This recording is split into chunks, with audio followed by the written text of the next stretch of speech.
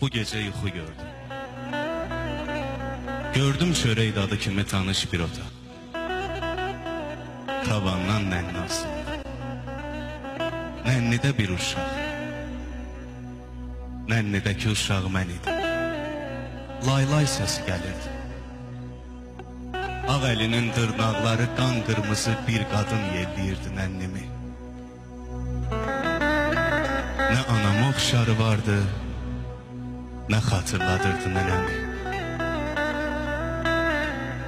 Anamın gözləri qara idi, bununki yox. Nənəmin saçları alıydı, bununki yox. Anamın başında həmişə kəlağayı olardı, bununkində yoxdur. Nənəmin nəfəsi həmişə isti olardı, bununki soyuqdur. Mənə laylay deyirdi qadın.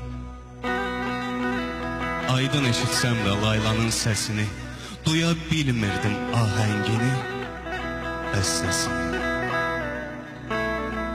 Birdən anamı gördüm. Qucaqlayıb dizlərinə oturmuşdu. Əlləri qara, arıq. Əllərinin göy damarları əyri-üyrü, çubuq-çubuq. Qışqırdım. Ana, ana, bu necə layladır, bu nədir? Qulaqlarımı didir, qəlbimi göynədir. Nə bəstəsi doğmadı mənə, nə tanışdı sözləri. Anam dinmədi. Baxdım, sakit göz yaşları süzülürdü yanaqlarından.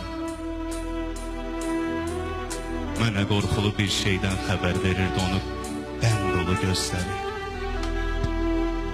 Elə bil soruşurdu. Oğul, hanı mənim laylam? Hanı? Səsim gəldikcə qışqırdım. Ana, yox, yox, unutmamışam sənin laylanı. Unutmamışam.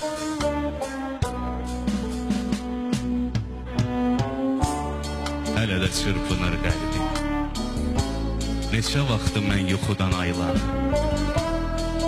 Düşünürəm bu nə həyəcan, bu nə qorxudur, bu ki yuxudur. Öz-özümə deyirəm, anamın laylası olmasaydı, təəssüf etməzdim. Yatır, bir də yuxudan aylası olmasın.